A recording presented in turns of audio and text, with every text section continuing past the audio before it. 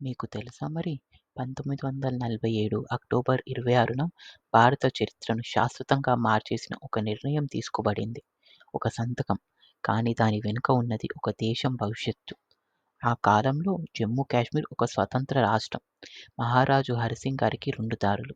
భారతదేశం లేదా Pakistan.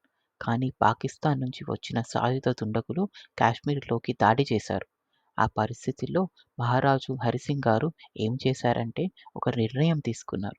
Instrument of assertion పై సంతకం చేశారు. అదే అక్టోబర్ 26, 1947. ఆ సంతకం వల్లే కాశ్మీర్ భారతదేశ భాగమైంది. భారత సైన్యం వెంటనే చర్య తీసుకుంది. అప్పుడు మొదలైంది మొదటి ఇండో-పాక్ యుద్ధం. మన సైనికులు రాత్రింబగళ్ళు పోరాడి కాశ్మీర్‌ను రక్షించారు. ఆ సంతకం లేకపోతే ఈరోజు జమ్మూ కాశ్మీర్ ఎవరిదో మనకి తెలియదు.